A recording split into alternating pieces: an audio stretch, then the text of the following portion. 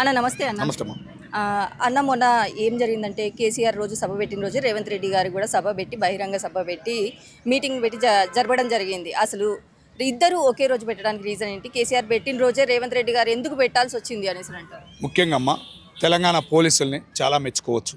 2 సభలు పెట్టిన తగిన పోలీసు సెక్యూరిటీ ఏర్పాటు చేశారు. ఓన్గా అయినా కానీ ఒక గవర్నమెంట్ విధానం అనేది సొసైటీలో పోలీసులు చూపించారు, చాలా మెచ్చుకోవాలి. కానీ హెలికాప్టర్ కూడా 4-5 రౌండ్లు కేసీఆర్ గారు దేశపడి కొద్దిగా భయం వేసింది జనానికి, ఫ్యాన్స్ కానీ చాలా భయం వేసింది. అది కూడా జరగకుండా కొద్దిగా తగిన చర్యలు కూడా హెలికాప్టర్ల పరంగా కూడా తీసుకోవాలని గవర్నమెంట్ని కోరుకుంటున్నానమ్మా, గవర్నమెంట్ అధికారులు కోరుకుంటున్నాను.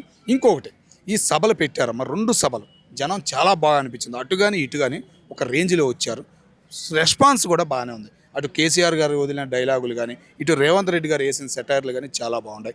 ఇదే సభ ఒక అసెంబ్లీలో జరిగితే జనం ఆలోచిస్తారు, కొన్ని మంచి పాయింట్లు బయటకు వస్తాయి, వాళ్ళు అన్న పథకాలు అమలవుతున్నాయా లేదా ఆలోచిస్తారు. అమ్మో కేసీఆర్ వచ్చి అడుగుతాడని భయంతో అయినా వీళ్ళు అమలు చేస్తారు. ప్రతిపక్షం అనేది లేకపోతే 2.5 సంవత్సరాలు అవుతుందమ్మా. 6-7 హామీలు ఇచ్చారు. 2 నెల రోజుల్లోనే మొదలవ్వాల్సిన హామీలు ప్రతిపక్షం అనేది లేకపోయేపటికి 2.5 సంవత్సరాలు గడిచిపోయింది. అటు ఆంధ్రాలోనూ అంతే, ఇటు ఇక్కడ అంతే. కాబట్టి ప్రతిపక్షం అనేది స్ట్రాంగ్గా ఉండాలి. బయట సభల్లో వచ్చేసి పీకేస్తాం, తీసేస్తాం, ఇట్లాంటి మాట్లాడితే తిట్టుకుంటున్నారు జనం అనే జ్ఞానం అనేది రావాలి. హైడ్రా తీసేస్తా అన్నారు కేసీఆర్ గారు. హైడ్రా వల్ల ఎంత ప్రయోజనం జరిగిందో ఒక్కసారి వచ్చే చెరువులు చూడండి సార్. 2-3 చెరువులు కట్టారు రేవంత్ రెడ్డి గారు, దానివల్ల ఎంత జరిగింది. ఆ హైడ్రా కమిషనర్ ఒక గవర్నమెంట్ అధికారి ఎంత చక్కగా పనిచేస్తున్నాడు. 2 సార్లు జడ్జి గారి దగ్గరికి వెళ్తున్నాడు, సరైన రిపోర్ట్ తీసుకుంటున్నాడు, కూల్చేస్తున్నాడు, ఎదురు లేకుండా కూల్చేస్తున్నాడు. అన్న ఒక నిమిషం అన్న, ఇన్ని కుటుంబాలు కూడా రోడ్డున పడ్డాయి కదన్న, పేద కుటుంబాలు కూడా రోడ్డున పడ్డ పరిస్థితి అయితే మనం చూస్తున్నాం కదన్న హైడ్రా వల్ల. ఎవరికి న్యాయం జరిగిందంటారు? మరి మంచి క్వశ్చన్ అడిగావమ్మా. నేను అంటుంది కూడా అదేనమ్మా. హైడ్రా కమిషనర్ గారు ఏం చేస్తున్నారు తెలుసా? ఆ బాధితులు పడ్డారు చూసావా, రోడ్డు మీద పడ్డారు చూసావా, వాళ్ళు ఏ క్లాస్ వాళ్ళు, మిడిల్ క్లాస్ వాడా, శాంతం లేనోడా, మొత్తం డేటా అంతా తీసుకుని సాయం అనేది జరుగుతుంది. కళాఖండగా చెప్పగలను. ఎందుకంటే ఉదాహరణ, నేను వచ్చేసి మన కుకటపల్లి చెరువుది దగ్గర 6 కుటుంబాలను నేను పలకరించాను. ఓకే అన్న న్యాయం జరిగిందని ఆ రోజు తిట్టుకున్నామని బాధపడ్డారు. ఖమ్మం స్పాట్లో అయిపోయింది. ఖమ్మంలో ఎన్ని తిట్లు తిట్టారమ్మా ఎమ్మెల్యే గారిని, పొన్నం ప్రభా ఆయన ఉన్నారు, ఆయన ఎన్ని తిట్టారు, ఎన్ని మాట్లాడినారమ్మా మీడియా పరంగా. చాలా బాధేసింది. వెళ్ళాను. ఖమ్మం వాళ్ళు తొందరపడి ఎవరిని ఒక మాట అనరమ్మా. ఖమ్మం జిల్లాకు ఒక చరిత్ర ఉంది. కాబట్టి ఆ లెక్కన ఎందుకు వీళ్ళు ఎట్లా ఆగ్రహం అయ్యారు, వీళ్ళు నిజంగా ఉండారా అని వెళ్ళి తెస్తే నోరు తప్పైందన్న, తొందరపడ్డామని వాళ్ళు ఫీల్ అయ్యారు చూసేవా. అది హ్యాపీ అనిపించిందన్న.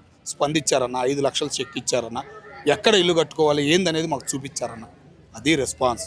నెలల తరబడి ఉండలేదమ్మా, స్పాట్లో అయ్యింది. కాబట్టి హైడ్రా ఈజ్ ద గ్రేట్ అన్న ఫీలింగ్ జనంలోకి వచ్చేసింది. ఇలాంటిదే తెచ్చుకోవాలి. కేసీఆర్ గారు చేసింది ఒకే ఒక్క తప్పమ్మ. 10 సంవత్సరాలు దగ్గర 4 సంవత్సరాలు తెలంగాణ కోసం పోరాడు. దేనికోసం అమ్మ?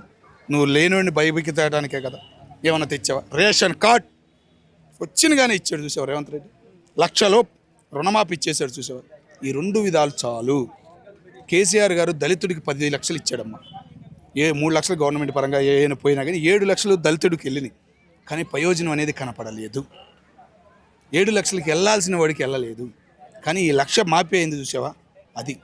ఇంకో 1 లక్ష వాడికి చేతికి వెళ్ళింది చూసావా. రేషన్ కార్డు వల్ల రేషన్ బియ్యం వస్తున్నాయి చూసావా. ఆ ప్రయోజనం అనేది కనపడింది సొసైటీలో. కాబట్టి రెస్పాన్స్ బాగుంది.